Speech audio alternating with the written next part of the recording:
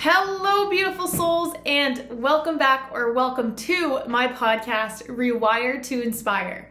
I am your host, Jessie Brown, and I am so excited to be jumping on the microphone with you all for episode number 192. If you missed my last episode, number 191, we talked about the secret to self-love, and we prefaced a lot on goals, setting goals, deciding enough is enough, and just ready to change and believe in yourself and to do the work to set a whole new trajectory for 2024. I really enjoyed that episode, and that topic in general really fires me up because I remember what it's like, and I say remember, I still experience this very heavily, but I remember what it was like to be in a place where I didn't have a lot of belief in myself. I didn't think that I was worthy of much in life. Worthy or capable of even starting a podcast, starting a business, going after something I believed in, living by myself. There was so many things that I doubted and I didn't think were realities for me. And so if that is you and you find yourself doubting any area of your life, that episode is definitely one that I encourage you to listen to. I think today's episode is one step further on that topic of self-doubt, that inner dialogue, how we talk to ourselves. Today's episode is one that I think I've given kind of glimpses of in other episodes, but I've never fully talked about just this concept. And so today we're going to talk about how 2 words could change your life. As I've shared with you guys before in recent episodes, I gave a keynote speech in November to a youth mental health summit. And my whole keynote was around the importance of our internal dialogue and the conversations we have with ourselves and what we tell ourselves and how we tell ourselves, where that comes from, where that stems from, and how that's impacting our life. And this is one of my favorite topics to talk about because I can stand on that stage and I can talk about my journey of my childhood, my teenage years, my early 20s, I'm now 25, and my experience with that and how far I've come. Yet still, I'm here 5 years later of doing the work, and I still struggle with that internal dialogue, with that internal conversation. And it's something that I don't know if it ever fully goes away. I think it's a continuous work in progress. It's something you have to continue to notice and take note of and to be mindful of and to notice how it's impacting you, notice how it's leaving you feeling. But there's 2 words that I think are really empowering when we have negative thoughts. The first word that is insanely empowering is the word yet. I've shared very briefly on here that I have something exciting coming in February. A new adventure that I am starting, a new business that I am starting, something that is extremely aligned. I'm very excited about it. I can feel it energetically throughout my body. I'm just so excited and itching to dive into it and to share it all with you, which is coming soon, and I'm so grateful for. But I've been laying in bed at night spiraling about this next adventure because I'm like, oh, I don't know how to do that. I don't know the process of that. I don't know who to reach out to for that. I don't know how to design that. I don't know how to implement that. I don't know the software behind that or the business or the numbers. And I'm just like, all these things just spiraling faster than I can keep up with. And then what happens is doubt creeps in. And it gives you that like sneaky permission and pull to be like, well, you don't have to do this. It shuts you down. How many of us have experienced that where we want to do something and we're like, I don't know how to do that. I can't do that. I've never done that. And what I started to implement whenever I have one of those thoughts, and although it doesn't make it just instantly go away, but it definitely helps, is I throw in the word yet. One simple word. I don't know how to do that. Pause. Yet. I can't do that yet. I haven't learned how to do that yet. Do you see the difference in those 2 sentences even energetically? I can't do that. versus I can't do that yet. It's more empowering. I can even feel a difference in the tonality in my voice, in the confidence, even in how I say it energetically. My body is different. Our words hold power. If we can't completely erase a negative thought, which most of us can't, because that's very hard to do, especially when something is unknown. It's hard for our brain to rationalize positivity around the unknown. But when we can throw in words such as yet, it gives us that permission to keep going, to fail, to try again, to say, well, I don't know how to do that yet. That's okay.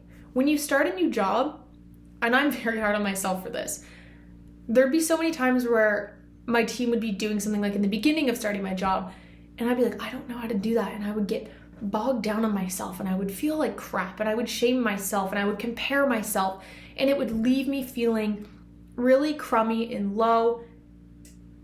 And I remember my manager said, well, you haven't learned how to do it yet. And it's like, oh, yeah, I guess that makes sense. That's right.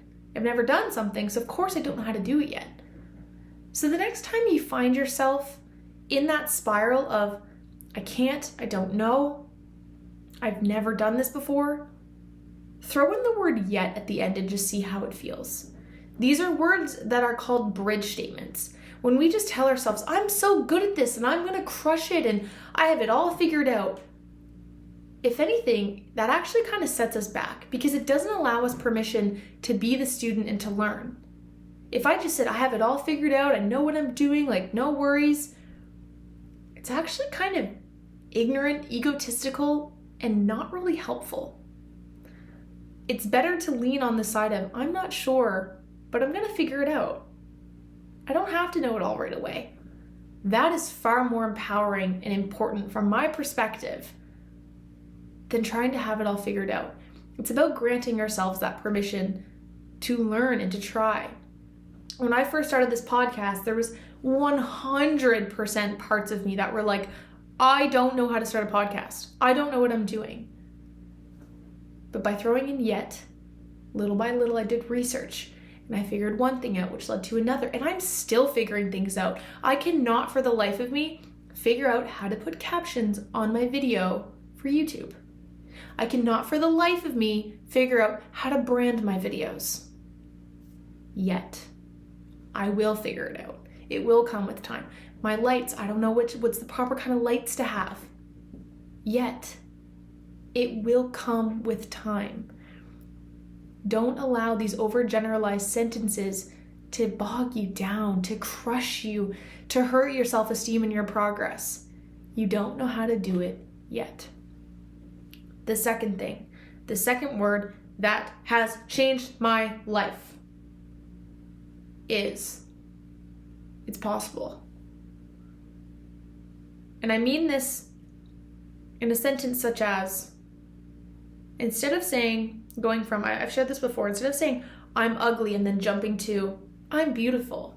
Because how many of us have realistically just 180'd our internal dialogue of having a very toxic, low, shitty relationship with ourselves to then, bada boom, bada bing, I'm beautiful and great and fantastic. Would that be nice? Yes. Is that realistic? No. Or we would all do it. We would all have fantastic inner dialogue. It's not possible right away. But by throwing in, it's possible I'm not as ugly as I think I am. It just allows your brain to go, oh, it's possible. I'm not convinced. It's not certain. I don't need evidence. It's just possible. Do you see how,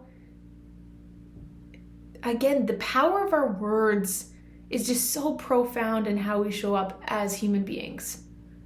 And when we have these blank, bold, harsh statements that we've told ourselves, we've associated with ourselves, we slap on ourselves, it really hurts us. One thing that I'm going to start doing, and I'm going to circle back on another episode about this, but I'm going to take a day, and every time I tell myself something negative, something counterproductive, I say something negative about somebody else, I judge somebody else, I'm going to write it down. And I'm going to just do this for a day, every single time. And I want to read everything that I say. And I obviously won't catch everything, but I'm going to be very mindful of noticing. And I'm going to go back through and I'm going to add in these 2 words. Yet, and it's possible. And to just start to notice and catch those things. Let this be the year where you catch that internal dialogue and you begin to shift it. Because it's just going to keep on streaming. It's going to keep on going. Our brain loves to be negative. It's not going to shift unless you consciously catch it and change it and shift it. I wanted to do this episode because I was so sick of reading everything that just says, tell yourself kind things, practice affirmations, practice positive self-talk. It doesn't always work. Depending where you're at, that could actually be very detrimental and feel very icky. When I jump to telling myself just like something positive, I'm like, I don't believe it. And if you don't believe it, nothing's going to shift. You have to believe it even a little bit. But by adding the word, it's possible, and yet, it allows you to just rationalize it a little bit more, to somewhat wrap your head around it. So I know today's episode was a little bit shorter, but it was something that I felt was really important and on my mind to share, because as I've started to add that word at the end of my sentences, it's become very, very life-changing. Another thing that wasn't on my, list of things to share, but at work we always say, I don't have to do this, I get to do this. Perspective is everything. That has been my quote of the last 2 months. Perspective is everything. How we view things, our relationship with things, how we view them will dictate our quality of life and relationship with those things. What is your perspective, your belief, your relationship with the thoughts and that internal dialogue in your mind? How is it shaping your life? How is it controlling your life? Is it holding you back? Is it pushing you forward? Is it keeping you in places that you don't want to be? Begin to notice what those main things are you're telling yourself. And if one of them is, I can't do something, throw in the word yet. Be gentle on yourself. If you've never done something, if something's scary, if it's out of your comfort zone, and you need to give yourself that little crutch to take a step forward, do it, because you deserve it. We're not supposed to have it all figured out and know how to do everything. But it's so easy to just jump to, I can't do something, and that holds us back, because that's a very disempowering thought. Saying I can't do something yet is an empowering thought. Same sentence, just one extra word. So I hope that you take this, you run with this, you implement this, and you let this be the year that you try new things and encourage yourself that you don't have to have it all figured out yet. And it's possible that you're a lot cooler and a lot further along than you're giving yourself credit for. So thank you guys so much for tuning in. If you enjoyed today's episode, as always, it would mean the world to me if you could share this with someone you think would enjoy. Maybe let them know, hey, I believe in you. Check this out and see maybe how you could start to believe in yourself a little bit more. So thank you guys so much, and I'm so excited to chat with you all next week. Bye, you guys.